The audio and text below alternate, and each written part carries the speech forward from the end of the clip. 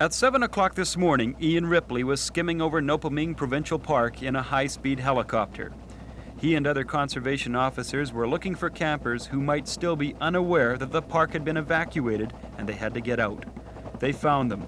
Several groups of canoeists in the Elbow Lake area could see the smoke, but they did not realize how bad the situation was until they saw the helicopters arrive. Ripley told them what had happened. Lightning storms Friday night in the park had started many small fires. Yesterday, fanned by strong winds, 3 had grown to immense size and were now out of control. 1,000 people, many of them cottage owners, had already left, and now it was up to these people to get out too. The canoeists quickly packed and left.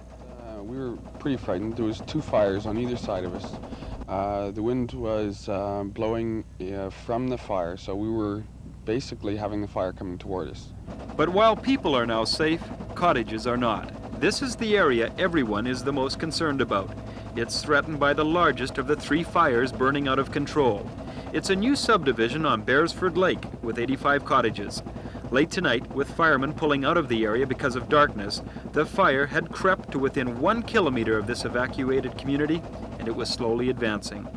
Firefighters say it will be a miracle if some of the buildings are not destroyed overnight.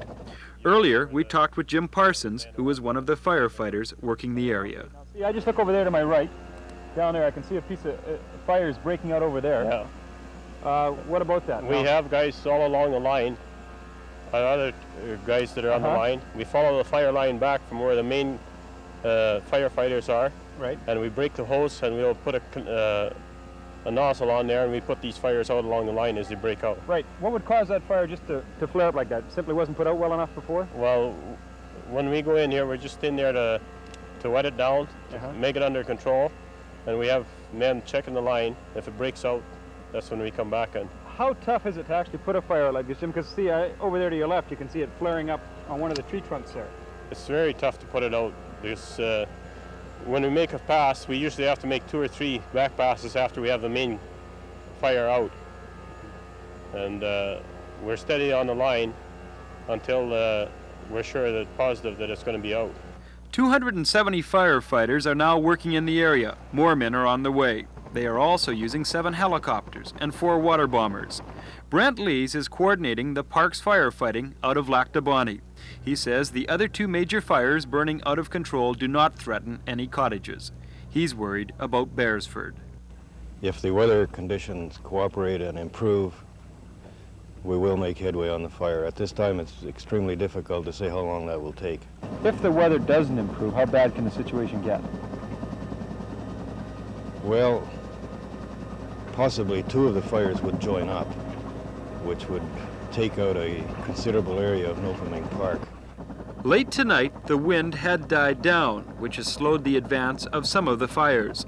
But what's desperately needed is rain, at least an inch, which will give the firefighters here the edge they need. Ross Rutherford, CBC News, Beresford Lake. So far, the fires in Nopiming Provincial Park have destroyed more than 66,000 acres. 2 of the fires, burning near Flintstone and Cat Lake, are still out of control, but are not near any cottages. This one is. It's 38,000 acres in size and is raging around a cottage community on Beresford Lake.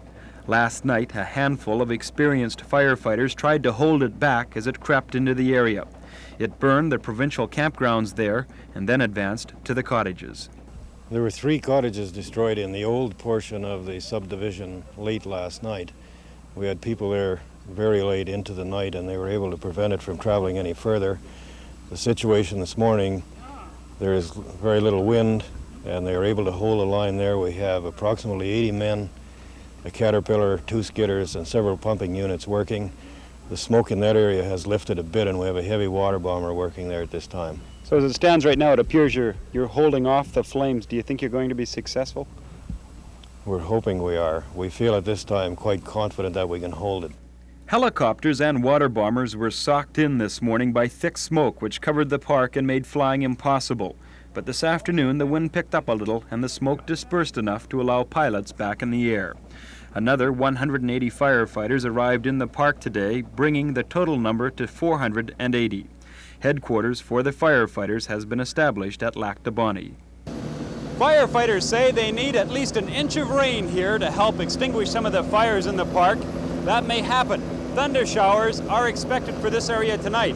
But even if the rain comes, the firefighters here say it will take at least another week of long, hard work to make sure all of the fires and all of the hot spots are out. Ross Rutherford, CBC News, Lac-Nabonnie.